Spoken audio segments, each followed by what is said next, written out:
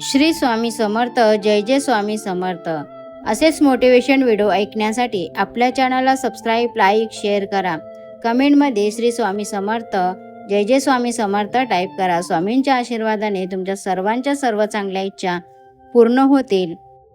स्वामी भक्तांनो, तुमच्यासमोर 2 अंक आहेत. त्यापैकी तुम्हाला एकाला निवडायचं आहे आणि आजचा स्वामी संदेश तुमच्यासाठी काय आहे ते तुम्हाला जाणून घ्यायचं आहे. आता हा संदेश त्या भक्तांसाठी ज्यांनी 8 नंबरच्या अंकाला स्पर्श केला आहे. जो व्यक्ती तुमच्या खऱ्या आणि बरोबर बोलण्याचा पण चुकीचा अर्थ काढतो, त्याला सफाई देण्यामध्ये तुमचा वेळ वाया घालवू नका. जर माझा भक्त मौन राहून सगळं ऐकत असेल तर लक्षात ठेवा, त्याचे मौन आणि विश्वासाचे उत्तर आम्ही स्वतः देतो. एक दिवस तुम्ही तक्रार वेळेविषयी नाही तर स्वतःविषयी कराल की एक सुंदर आयुष्य तुमच्यासमोर होतं, पण तुम्ही दुनियादारीमध्ये व्यस्त होतात. ज्या माणसाला आपल्या आयुष्यामध्ये आपल्या आसपासच्या लोकांमध्ये सगळं वाईट आणि चुकीचं दिसतो, तो माणूस कधीही आनंदी राहू शकत नाही. नेहमी चांगल्या लोकांच्या संगतीत राहा, कारण सोनाराचा कचरा बदामापेक्षा पण महाग असतो. जोपर्यंत तुम्हाला असं वाटते की समोरच्या व्यक्तीने सुद्धा तुम्हाला इज्जत द्यावी याची अपेक्षा करत राहाल, तोपर्यंत तुमचा अपमान होत राहील. आणि जोपर्यंत तुम्हाला वाटणार नाही की लोकांनी तुमची कदर करावी, तोपर्यंत कोणीही तुमची कदर करणार नाही. कोणतीही चूक नसलेल्या माणसाला धोका देणं, त्याला मुद्दाम त्रास देणं सगळ्यात मोठं पाप आहे. भागवत गीतेमध्ये भगवान श्रीकृष्णांनी जेवणाचे 3 प्रकार सांगितले आहेत. एक सात्विक, दुसरं राजसी आणि तिसरं तामसी. भगवान श्रीकृष्ण म्हणतात, सात्विक अन्न खाल्ल्यामुळे मन सात्विक होते. राजसी आहारामुळे रोग, दुःख निर्माण होतात. जे तामसी आहार करतात त्यांचं मन चिडचिड होतं, त्यांना लवकर राग येतो. तुम्ही तुमचं दुःख लोकांना सांगितलं तर लोक तुमच्यापासून दूर पडू लागतील, कारण त्यांना माहीत असतं जेवढं अशा माणसांच्या जवळ राहिलं तेवढं त्यांचं दुःख ऐकत बसावं लागेल. आणि तुम्ही सफल झाले तर लोकांना तेही आवडत नाही. हे जग मोठं विचित्र आहे. दुःखी माणसाची मदत करत नाही आणि सफल माणसाला खुश राहू देत नाही. स्वतःला असं कधीही बनवू नका की लोक तुमचा गैरफायदा घेतील. स्वतःला कधीही लाचार बनवू नका. तुम्हाला कसं बनायचं हे तुमच्यावर आहे, नाही तर कोणीही येईल आणि तुमचं मन तोडून जाईल. हे कलियुग अर्थ आणि कामाचे युग आहे. याचा अर्थ असा की आजच्या युगामध्ये लोक तुमच्याबरोबर तेव्हाच नातं ठेवतील आणि तेव्हाच प्रेमाने बोलतील जेव्हा त्यांचे तुमच्याकडे काहीतरी काम असेल आणि तुमच्याकडून त्यांना पैसे मिळत राहतील. माणसाचा आहार सात्विक आणि संतुलित असला पाहिजे. ज्या व्यक्तीला ही समज नसते की काय खावं, काय खाऊ नये, कुठे खाऊ नये आणि कसे खावे, तो सफलतेपर्यंत कधीच पोहोचू शकत नाही. या जगामध्ये हरलेल्या माणसाची आणि अडचणीत असलेल्या माणसाची कोणीही मदत करत नाही. आणि एखादी व्यक्ती थोडी जरी सफल झाली तरीही त्यांच्यावर कोणी आनंदी होत नाही. त्यामुळे स्वतःचे दुःख कधीच कोणाला सांगू नका आणि आपला आनंद कोणाच्या समोर व्यक्त करू नका. माणसाने दुष्कर्म सोडून नेहमी सत्कर्म करत राहिले पाहिजे.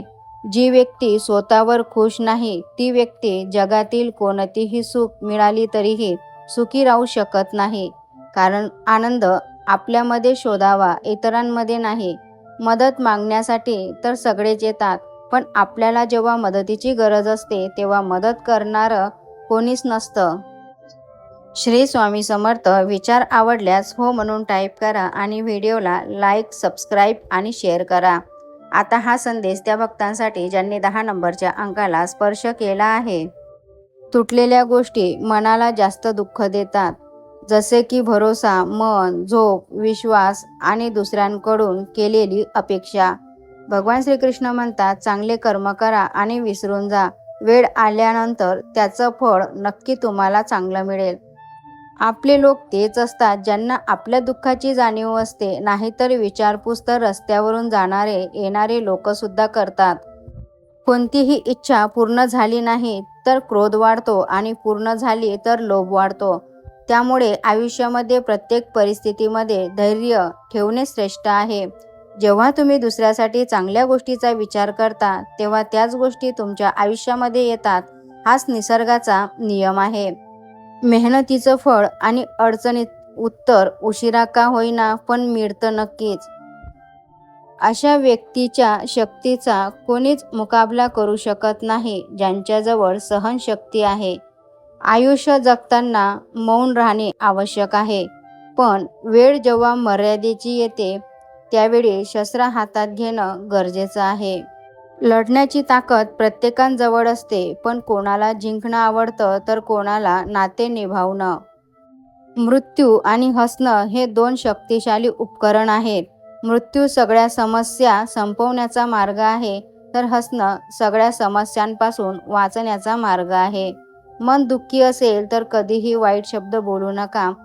मन नंतर कधीही नीट होतं, पण एकदा बोललेले शब्द परत माघारी घेता येत नाहीत.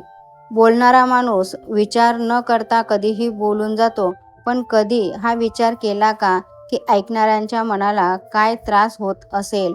बुद्धी तर प्रत्येकाजवळ असते, परंतु चालाकी करायची की इमानदारीने जगायचं हे संस्कारावर अवलंबून असतं. ज्याची साथ द्यायची असेल त्याची न घाबरता समोर येऊन साथ द्या. लोक तुम्हाला विरोधी म्हणतील, गद्दार नाही. ज्या व्यक्तीने आपल्या मनावर नियंत्रण मिळवलं त्याची सफलता देव कधीही रोखत नाही. अहंकारामुळे सुद्धा बऱ्याच वेळा नाती तुटतात. प्रत्येक वेळी माणसाने केलेल्या चुका हे कारण नसतं. मनापासून जे दिले जाते ते हातांनी देऊ शकत नाही, आणि जे मौन राहून बोलता येते ते शब्दांनी बोलता येत नाही. जे लोक तुमच्या भावनेचा विचार करत नाहीत त्यांच्यापासून दूर जाणे कधीही चांगलं आहे. प्रत्येक जवळच्या माणसाला आपल्या मनातील गोष्टी सांगू नका, कारण आज जो माणूस तुमच्याबरोबर आहे उद्या तो तुमच्या विरोधात जाऊ शकतो. तुम्ही स्वतः कधीही हार मानू नका. बाकी सगळं मी पाहून घेईल. परमेश्वर म्हणतात की तुम्ही कधीही स्वतः हार मानू नका. बाकी सगळं मी पाहून घेईन. चुपचाप प्रत्येक गोष्ट सहन करत राहिले तर लोकांच्या नजरेत तुमच्यापेक्षा चांगलं कोणीही नाही, आणि थोडं जरी तुम्ही बोललात तर तुमच्यापेक्षा वाईट कोणीही नाही. सांभाळून ठेवलेली वस्तू आणि लक्ष देऊन ऐकलेल्या गोष्टी कधीही उपयोगी पडतात. ज्या लोकांकडे चांगले विचार आणि चांगले संस्कार असतात त्यांना हातात जपमाळ पकडण्याची गरज लागत नाही. चांगल्या लोकांच्या मागे परमेश्वर सदैव उभे असतात. जीवनात पुढे जायचं असेल तर बहिरे व्हा, कारण जास्तीत जास्त लोकांचे बोलणे मनोबल कमी करणारे असते. श्री स्वामी समर्थ. जय जय स्वामी समर्थ. विचार आवडल्यास हो म्हणून टाईप करा.